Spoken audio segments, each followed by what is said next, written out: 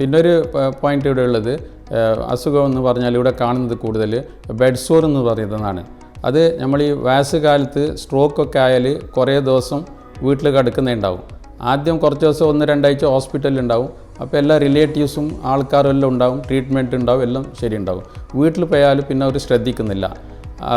അപ്പോൾ പിന്നെ ബാക്കിൽ പുണ്ണായാലും അവർ ശ്രദ്ധിക്കുന്നില്ല.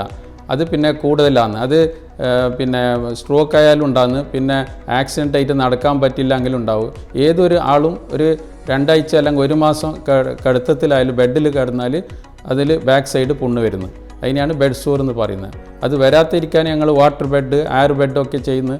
പിന്നെ അതിൻ്റെ പൊസിഷന് പേഷ്യൻറ്റിനെ റൈറ്റിലേക്കും ലെഫ്റ്റിലേക്കും തിരിച്ചിട്ട് പൊസിഷന് ചേഞ്ച് ചെയ്യുന്ന എല്ലാം ചെയ്യാറുണ്ട്. പക്ഷെ അത് പുണ്ണ് ഏറിക്കൊണ്ട് പോയാൽ അതിനെ ഉണക്കാൻ പറ്റുന്നില്ല. അത് തുടക്കത്തിലേ ശ്രദ്ധിച്ചിട്ട് അതിന് ചെറുതുണ്ടാകുമ്പോഴേ ഹോസ്പിറ്റലിൽ കൊടുക്കുന്ന ട്രീറ്റ്മെൻറ്റ്, അതിനാവശ്യമുള്ള ആൻറ്റിബയോട്ടിക്, അതിന് സർജനെ കാണിച്ച് ക്ലീനൊക്കെ ചെയ്താൽ പ്രശ്നമില്ല. കുറേ വലുതായാലും പിന്നെ അത് സെപ്റ്റിസിമിയ എന്ന് പറയും.